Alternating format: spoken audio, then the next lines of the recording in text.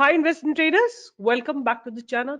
और आज हम बात करेंगे निफ्टी की, बैंक निफ्टी की और कुछ स्टॉक्स जो मेरे रडार पे हैं, क्योंकि निफ्टी बैंक निफ्टी में थोड़े से ग्रीन शूट्स मुझे दिखाई दे रहे हैं और ऐसा लगता है कि हो सकता है थोड़ा पॉजिटिव मूवमेंट रहे या स्टेबिलिटी आ जाए निफ्टी बैंक निफ्टी में। उससे पहले मैं बात करूंगी आप लोगों के साथ। आप लोग यहाँ आके लिख रहे हो कि स्कॉट्स में सारा पैसा आपका डूब गया, तो कोई स्टॉप लॉस रखना नहीं जानते हो। आपको, आप लोगों को कोई स्टॉप लॉस से लेना देना नहीं है। आप ही का पैसा है। आप बिना स्टॉप लॉस के कैसे मार्केट में उतरते हो, लिखो कमेंट बॉक्स में। अगर नहीं आता है स्टॉप लॉस लगाना तो please don't come in the market, right. आप देख रहे हैं अपने सामने, अगर मैंने आपको बाय के लिए बोला था, वहां जहां मैंने बाय के लिए बोला था वहां से जाके इसने आपको कम से कम 100 पॉइंट्स का मूव दिया था और उसके बाद नीचे गिरा है। मैंने इसकी कॉल ऑप्शन दी थी जिसने 127 से 174 का हाई लगाया था और उसके बाद ये स्टॉक नीचे गिरा है। अगर आप लोग स्टॉप प्रॉफिट बुक करना नहीं चाहते, जब ग्रीन से रेड हो जाता है और रेड से डीप रेड हो जाता है, फिर ये आके लिखते हो कि मैं बर्बाद हो गया, तो ये आपकी जिम्मेदारी है, राइट। स्टॉप लॉस आपको एक्सरसाइज नहीं करना, क्वांटिटी कंट्रोल नहीं करनी। लोग कितनी बड़ी बड़ी क्वांटिटी लेते हैं, मैं देख के हैरान हूं। बड़ी बड़ी क्वांटिटी लेते हो तो हमेशा ही लेते हो ना आप, बाय के समय भी लेते हो ना आप, तो फिर यहाँ की रो क्यों रहे हो? अगर लॉस हो गया आपका, मार्केट गिरा है, ओवरऑल सारी डायरेक्शन में मार्केट गिरा है, राइट। तो इसका मतलब हर एक स्टॉक में सेलिंग आएगी। एनीवे, अगर आप क्वालिटी कंट्रोल नहीं करते हो, अगर आप स्टॉप लॉस नहीं लिखते हो, लगाते हो, तो यहाँ आके बोलने का राइट आप खो चुके हो, राइट। अगर आप, मैं ये नहीं बोलती हूँ कि मेरा कभी कोई स्टॉप लॉस हिट नहीं होगा, मेरा कोई, मैं 100% गारंटी देती हूँ, no such guarantee. I am just sharing a research that I do. But हो सकता है मार्केट नेगेटिव हो जाए, कल 200 पॉइंट्स गिर जाए, 400 पॉइंट्स गिर जाए, कोई मिडल ईस्ट में कुछ वॉर हो जाए, तो मैं उसके लिए रिस्पॉन्सिबल थोड़ी हूँ। आप रिस्पॉन्सिबल हो, आप ट्रेड कर रहे हो, आपका हार्ड अर्न मनी लगा हुआ है, उसको कंट्रोल करिए स्टॉप लॉस लगा के। एनीवे, आज बात करते हैं सबसे पहले निफ्टी की और फिर बात करेंगे बैंक निफ्टी की और फिर बात करेंगे क्या लग रहा है। तो आप देख सकते हैं आपके सामने निफ्टी को मैंने लगा रखा है, निफ्टी को लगा रखा है मैंने आपके सामने। तो जैसे आपने देखा था कल, गैप अप खुलने के बाद और ऊपर जाके नीचे आई है। आज निफ्टी ने गैप अप ओपनिंग दी है और लगभग लाइक का दोजी ओपनिंग क्लोजिंग दी है। मतलब बियर्स अभी भी एक्टिव है, बट बुल्स जो है इसको होल्ड करने की कोशिश कर रहे हैं। एक बार बैंक निफ्टी में भी देख लेते हैं कि what exactly is happening in the bank Nifty. So bank Nifty आपके सामने है। बैंक निफ्टी में भी आज थोड़ी सी यहाँ पे, कल क्लोजिंग यहाँ थी और आज जो बैंक निफ्टी ने ओपनिंग दी है यहाँ पे दी है, और वहां से बैंक निफ्टी थोड़ा नीचे आई और फिर थोड़ा सा बाउंस किया। तो अभी बैंक निफ्टी में लोअर लेवल पे बायर्स बैठे हुए हैं, और तो अभी दोनों स्ट्रिप, निफ्टी और bank Nifty, no trade zone में है। दोनों के दोनों नो ट्रेड जोन में है। बैंक निफ्टी में बाइंग की अपॉर्चुनिटी आएगी 50,775 के ऊपर, और अगर हम निफ्टी की बात करते हैं तो निफ्टी में बाइंग आएगी अबव 24,390 के ऊपर। अगर निफ्टी इसके ऊपर जाती है तभी आपको बाइंग आती हुई दिखाई देगी निफ्टी के अंदर, but still the closing in green means there are some hope that market में शो गुड स्ट्रेंथ टुमारो। तो इसके चलते मैंने देखा बहुत सारे स्टॉक्स में जो है ग्रीन शूट्स आए हैं, और मैंने ऐसी स्टॉक्स को सिलेक्ट किया जो अपने सपोर्ट पे खड़े हुए हैं और नीचे गिरने के बाद एक उन्होंने पॉजिटिव मूवमेंट दिया है। तो फॉर एग्जांपल डिक्सन, पहला स्टॉक जो मेरे रडार पे रहेगा वो है डिक्सन टेक्नोलॉजीज। सो डिक्सन टेक्नोलॉजीज जो है एक अच्छा स्टॉक है, गुड क्वालिटी स्टॉक है, मेक इन इंडिया थीम के अंदर है।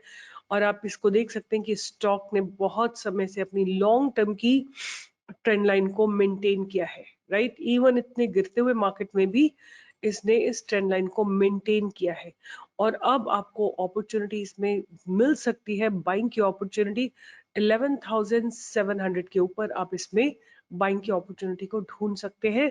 आपका स्टॉप लॉस रहेगा 11,000 का, और टारगेट्स आपके रहेंगे 12,000, 12,300, 12,600, ये सब टारगेट्स मिलेंगे।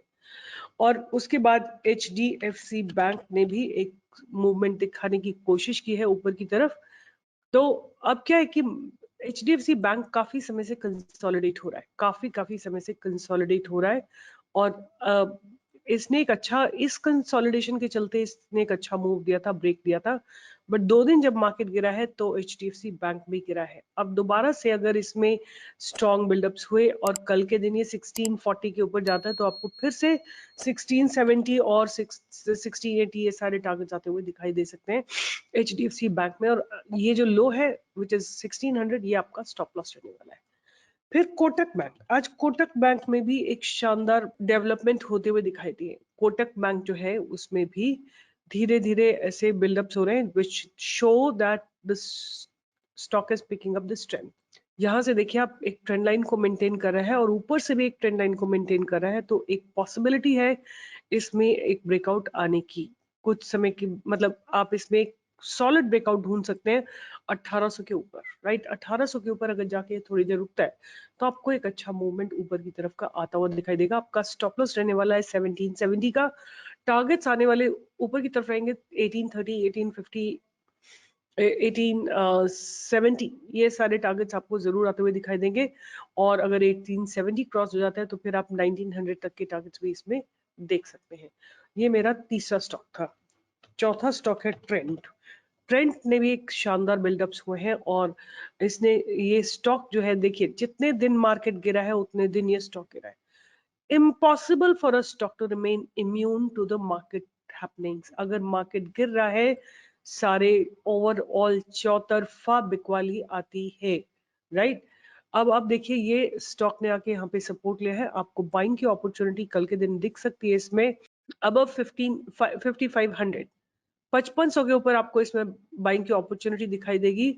और आपका स्टॉप लॉस रहेगा कुछ 5350 का और टारगेट्स आपको दिखेंगे इसमें 56, 57, 58, 59, ये सारे टारगेट्स आपको इसमें आते हुए दिखाई दे सकते हैं।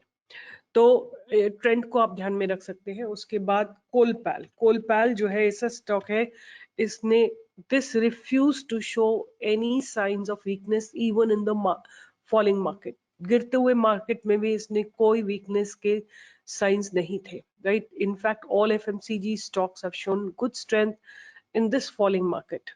तो आप देख सकते हैं कि आज इसने 4 दिन का कंसोलिडेशन था, जब मार्केट नीचे जा रहा था ये कंसोलिडेट कर रहा था अपने आप को। आज इसने इस कंसोलिडेशन को ब्रेक किया, जिस दिन ब्रेक वॉल्यूम्स आए थे उस दिन के वॉल्यूम्स को ब्रेक किया है, तो मेरे हिसाब से ये ऊपर चलने की तैयारी में है अच्छे खासे, राइट। सो 4355 के ऊपर आप बाइंग की अपॉर्चुनिटी ढूंढ सकते हैं और every dip will be an opportunity to accumulate more, right. अगर ये नीचे गिरता है 3300, 3400 आप और एक्यूमुलेट कर सकते हैं। आपके टारगेट्स रहेंगे 35, 36, 3700 आने वाले 3-4 महीने के अंदर। तो कोलपैल मेरा चौथा स्टॉक है। उसके बाद है यूनाइटेड स्पिरिट्स। सो यूनाइटेड स्पिरिट्स अगर आपको याद है, मैंने आप लोगों को पहले भी दिया था, right, before these TV people started shouting. मैंने आप लोगों को इस जगह पे दिया था यूनाइटेड स्पिरिट्स जब इनकी अर्निंग्स आई थी, राइट। आप लोगों को याद होगा 1341 के आसपास दिया था और मैंने आपको जो टारगेट्स दिए थे आज वो टारगेट्स कंप्लीट हो चुके हैं। और आप कैसे पता लगाएंगे कि कोई स्टॉक ऊपर चलने के लिए तैयार है कि क्या हो रहा है?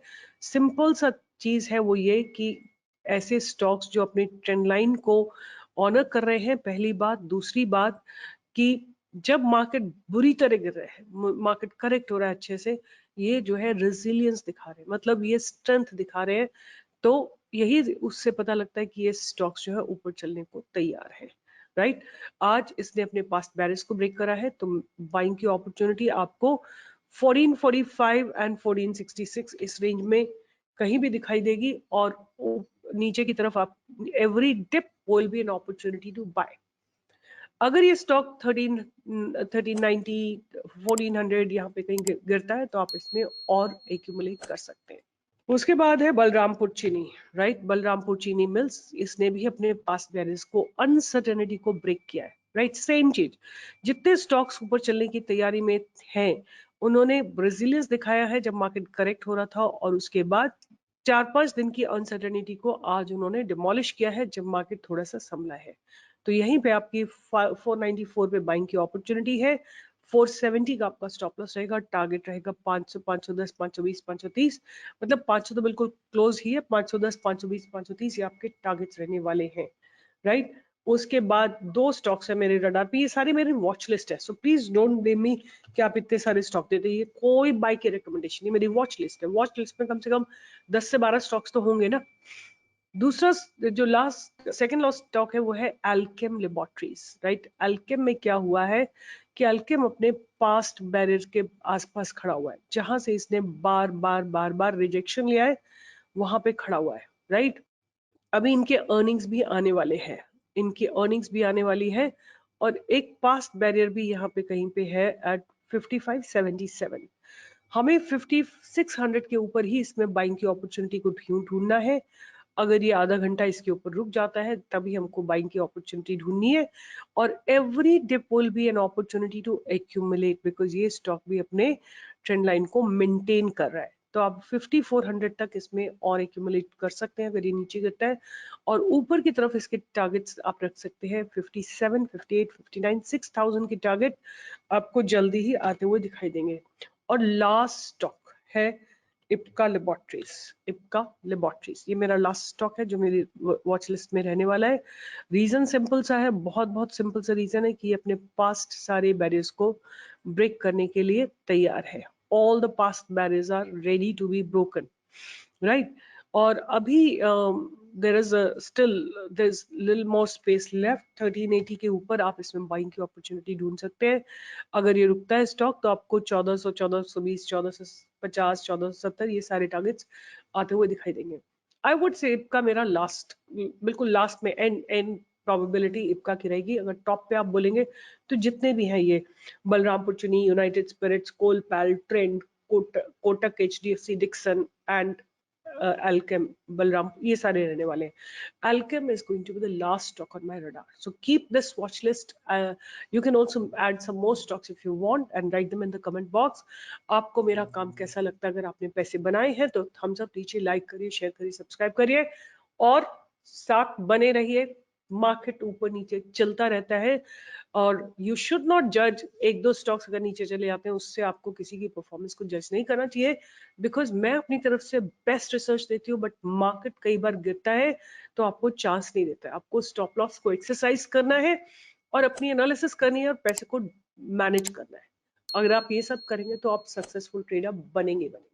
Bye bye. With this I will be signing off. Take care and see you in the next video.